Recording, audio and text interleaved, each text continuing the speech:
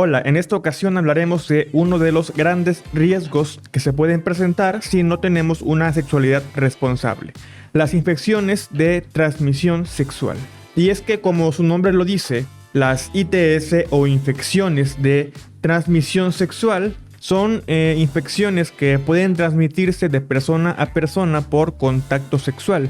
Y ese contacto sexual puede ser evidentemente genital con genital, es decir, el coito vaginal. Puede ser también genital con boca, lo cual se llama sexo oral. Y puede ser también además genital con ano, lo que se le llama sexo anal. Depende ya de cada uno de nosotros la forma en la que queremos llevar nuestra sexualidad. Por eso tenemos que conocernos, conocer lo que nos gusta y lo que no. Todo esto que estamos aprendiendo es importante porque en algún momento ustedes tendrán la curiosidad de descubrirse sexualmente. Y es algo totalmente normal, pero precisamente esto debe llevarse a cabo en un momento de su vida en el cual ustedes sean sexualmente responsables, que conozcan cuáles son los riesgos y los beneficios de tener relaciones sexuales. Y tampoco quiero que se queden con esto que yo les digo. Investiguen también, lean libros sobre sexualidad. De esta forma jamás tendrán problema alguno. En primer lugar, y creo que ya se los he repetido muchas veces, debemos tener una excelente higiene. Eso es lo primordial, porque el tener una buena higiene nos va a ayudar a que todo nuestro cuerpo, incluidos obviamente los genitales, se mantengan libres de organismos patógenos. Las infecciones de transmisión sexual son causadas precisamente por estos organismos patógenos, los cuales pueden ser virus, bacterias, hongos o parásitos. Primero hay que ver de manera breve lo que es cada uno para que podamos entender cómo es que son causadas.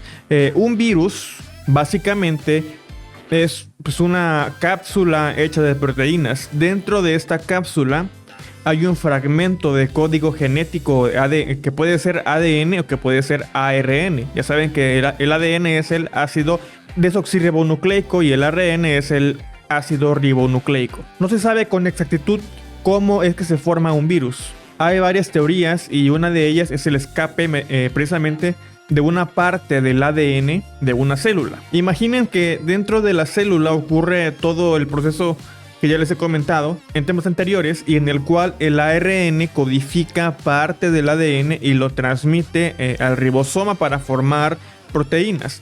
Entonces, por alguna razón ocurre un pequeño error dentro de este proceso y parte de ese ADN o del ARN se sale de la célula, es decir, se escapa, se sale de su ruta. Y ya estando afuera, estando libre fuera de la célula, este ARN o ADN evoluciona. ¿Para qué? Para mantenerse vivo. De tal forma que se protege con una capa de proteína y se convierte en un virus. Como les digo, es una cápsula de proteína en la cual adentro hay ADN. Esto, como les digo, es hipotético. No se sabe a ciencia cierta si ocurre de esta manera o no. El caso es que un virus es mucho más pequeño que una célula. Y al carecer de todas las partes que contiene una célula para poder sobrevivir, entonces el virus no puede replicarse por sí mismo. Necesita de algo orgánico, que es precisamente de la célula. Así que cuando un virus encuentra a una célula expuesta, va y se mete en la célula sin permiso. Dentro de ella el virus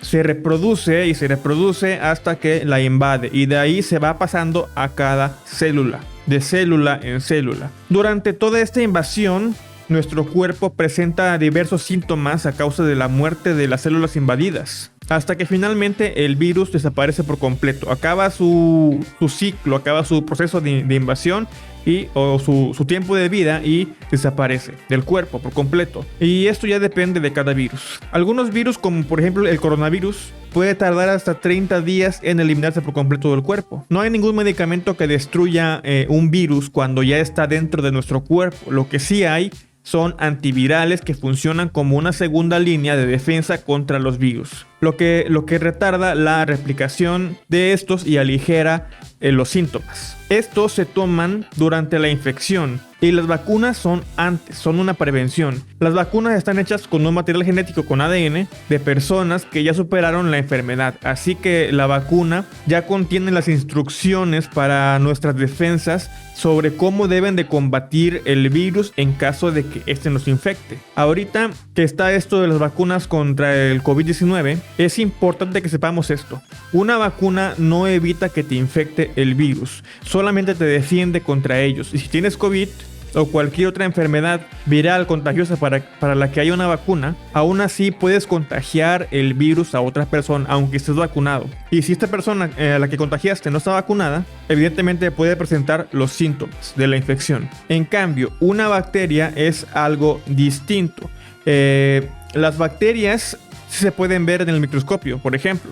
Son más grandes que un virus. Además, las bacterias sí son células procariotas. Una célula procariota es aquella que no tiene núcleo. Las bacterias son los microorganismos más abundantes del planeta y no todas son malas. De hecho, la mayoría de las bacterias son buenas. Solamente imaginen que en nuestro cuerpo tenemos 10 veces más bacterias que células humanas. Con eso les digo todo. En los intestinos, por ejemplo, tenemos bacterias que descomponen los alimentos. Algunas son las ya muy conocidas bacterias llamadas Escherichia coli o E. coli, así como los estreptococos. Todo este conjunto de bacterias del intestino se llama flora intestinal.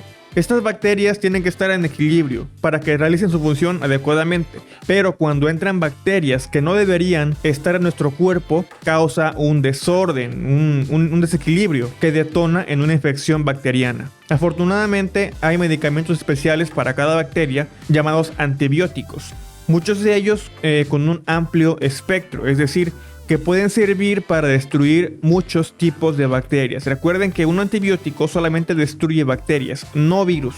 Además, un antibiótico mal utilizado, es decir, como por ejemplo que pensemos que tenemos una infección en el estómago y tomamos un antibiótico que no es para el tipo de bacteria que tenemos en el cuerpo que nos infectó, lo único que vamos a lograr es que después nuestro cuerpo se vuelva resistente a ese antibiótico, como si nuestro organismo tuviera memoria. Y cuando en realidad necesitemos de este antibiótico, ya no nos va a servir. Por eso no debemos de automedicarnos. Bien, ahora los hongos. Los hongos son un tipo de organismos que todos conocemos. Son en términos estrictos un conjunto de organismos que pertenecen al reino fungi. Sin embargo, la gran diferencia es que los hongos son heterótrofos. Es decir, que obtienen energía a partir de otros organismos. A diferencia de las plantas, que absorben la energía solar y por lo tanto son autótrofas. Entonces, heterótrofos son los que obtienen energía a partir de otros organismos,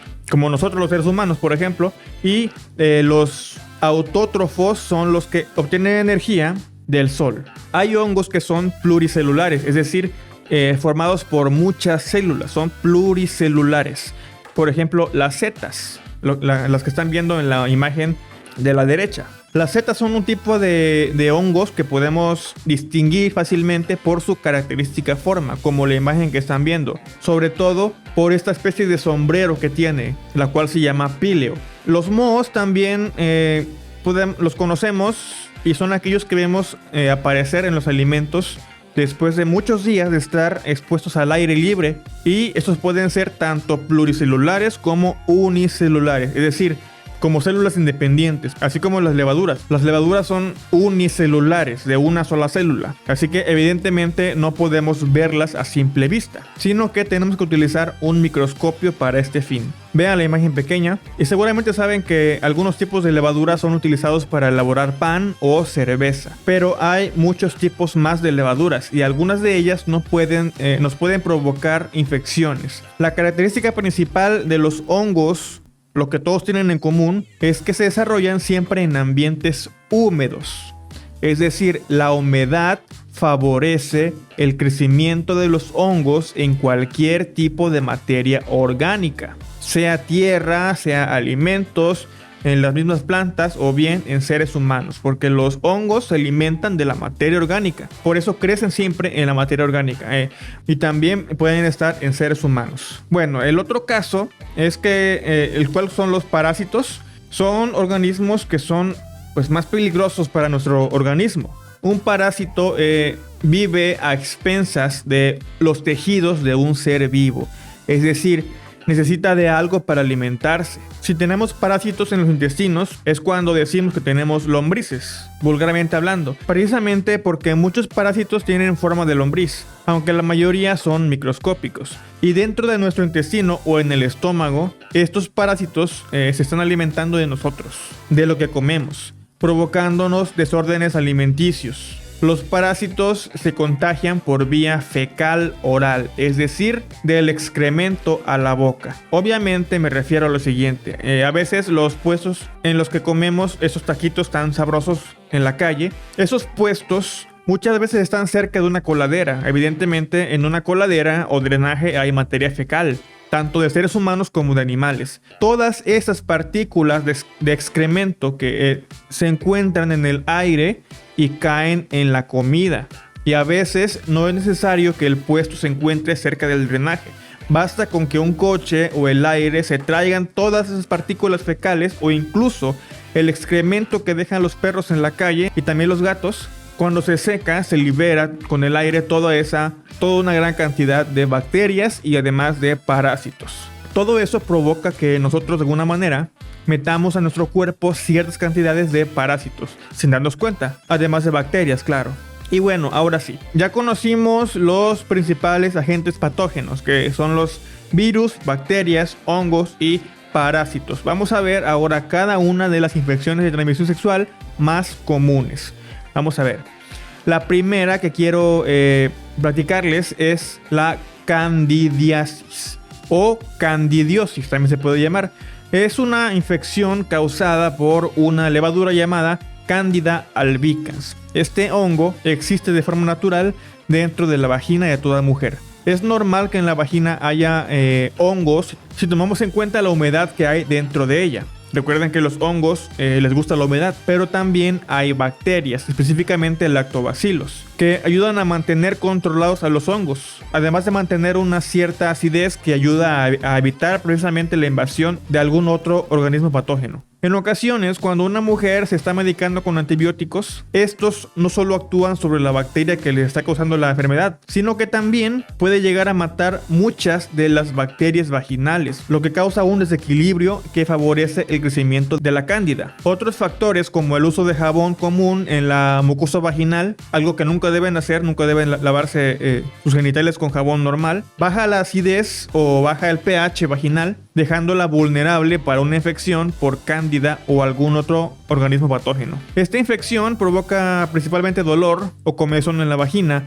secreción blanquecina, así como lo que ven en la imagen. La primera es una infección en la boca por cándida. La de abajo es una infección en las paredes vaginales. Pero no solo eso, si la mujer tiene relaciones sexuales durante esta infección, puede contagiar a su pareja y este hongo se pasará al pene, provocando prácticamente los mismos síntomas. A veces suelen aparecer también llagas en el glande, y si la infección pasó de la vagina a la boca, el resultado será el mismo. Recuerden que a los hongos les gusta la humedad. La siguiente ITS es la gonorrea. Es también bastante común y normalmente se manifiesta en hombres. Es provocada por una bacteria llamada Neisseria gonorrhoeae, como la que están viendo en pantalla. La primera imagen es una ilustración en 3D y la segunda es una vista real en un microscopio. Así es como se ve.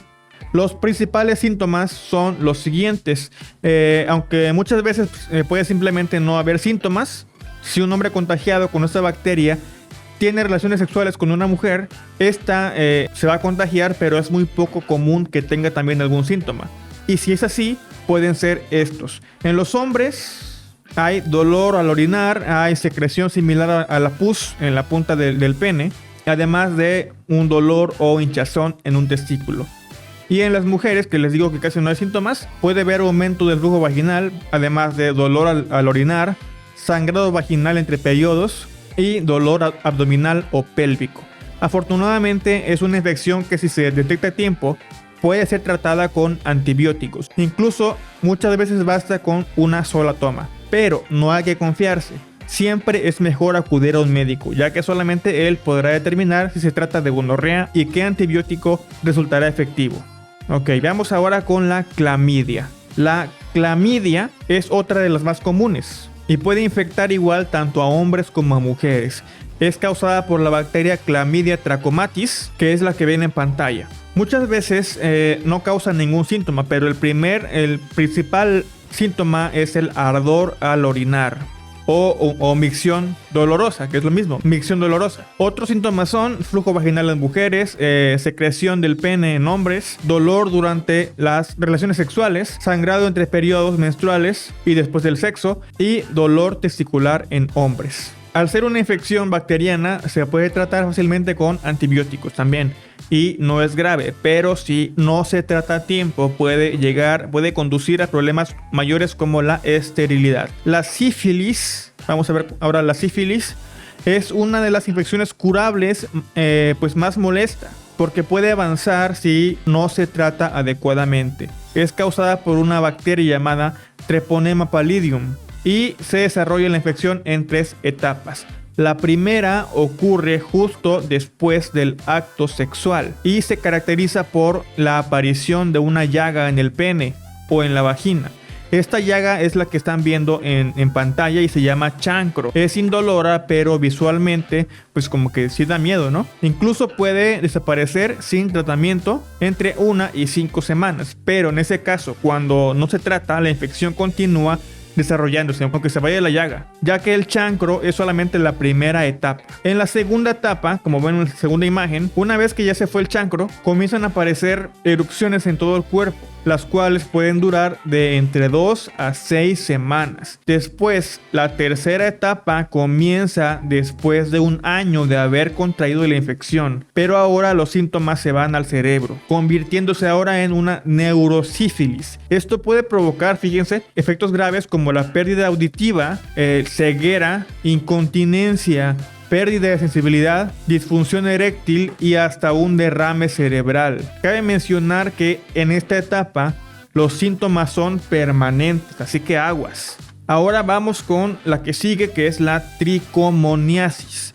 Esta se manifiesta más en mujeres y es provocada por un parásito llamado Trichomonas vaginalis. Los síntomas son los siguientes. En hombres es muy raro que hayan síntomas, pero principalmente son irritación en el pene y ardor al orinar o eyacular. Esta imagen que ven es el cervix, digamos el punto final de la vagina. Es la entrada al útero por la que pasan los espermatozoides. Además, los síntomas en mujeres, secreción vaginal que puede ser con mal olor y puede ser blanca, gris, amarilla o verde. Enrojecimiento, ardor y picazón en los genitales o en el cervix, como ven ahí, y dolor al orinar o tener relaciones sexuales. Ahora, todas estas infecciones que acabo yo de mencionarles son hasta cierto punto fáciles de controlar y curar, obviamente si son tratadas a tiempo. Sin embargo, existen otras ITS que hasta la fecha no tienen cura. Es decir, si las contraes, se van a quedar en tu cuerpo para siempre. Vamos a ver cuáles son. La primera es la herpes genital. El herpes genital es una infección causada por el virus del herpes simple, del cual existen el tipo 1 y el tipo 2. El primero, el del tipo 1, es el responsable del herpes labial, pero también puede contagiarse a los genitales a través del sexo oral. De esta misma forma, el herpes de tipo 2 corresponde al herpes genital, el cual puede contagiarse a los órganos bucales, del genital a la boca. Una persona con herpes tiene los siguientes síntomas: dolor o comezón, protuberancias rojas o pequeñas o ámpulas blancas y diminutas, úlceras o costras. Estas ampollas son la principal diferencia física entre el herpes y un afta bucal normal. En ocasiones nos pueden salir estas lesiones que son como pequeñas ampollas en los labios, dentro del labio o por fuera, o en las encías, pero no son graves, pues se curan aproximadamente en 1 o 2 semanas. El herpes, tanto bucal como genital, consiste en estas protuberancias que ven, que al poco tiempo se rompen y quedan como úlceras. Estas laceraciones pueden ser eliminadas mediante tratamiento, pero este no garantiza que no vuelvan a salir, pues es un virus que no tiene cura y si ya está en tu cuerpo tendrás que aprender a vivir con él. El lado bueno es, entre comillas, es que solamente se puede contagiar mediante el contacto directo con una lesión, piel con piel, piel sana con la piel infectada, con una ampolla de estas, por ejemplo. Además es un virus que fuera del organismo se muere. Por lo tanto, no puedes contagiarte mediante el uso de objetos que tocó la persona infectada. Ahora vamos con la que sigue, que es la infección por el virus del papiloma humano, comúnmente abreviada VPH, o VPH más bien. Es una infección provocada por el virus que lleva el mismo nombre, el virus del papiloma humano, VPH, del cual se conocen más de 150 variedades. La mayoría no son graves, pero algunos variaciones, aunque son un poco comunes, pueden provocar hasta cáncer. Algunas otras variedades del VPH producen algunos síntomas visualmente poco atractivos. Me refiero a la aparición de verrugas genitales. Y es que más allá de los genitales, cualquier verruga que tengamos en la piel, en cualquier parte del cuerpo, la cara, pecho, brazos, etc., son provocadas por alguna variedad del virus del papiloma humano. Y son contagiosas al tocarlas. Es decir, si tú tocas frecuentemente la verruga de otra persona, que pues no tendrías por qué hacerlo, es muy probable que te contagies y en algún momento de tu vida te salga una verruga. Pero es aún más probable si esta persona, no sé, se arrancara una verruga o se la lastimara y tuvieras contacto con la sangre que sale de su lesión. También las verrugas planas o verrugas vulgares, que comúnmente conocemos como mezquinos, son provocadas por el VPH.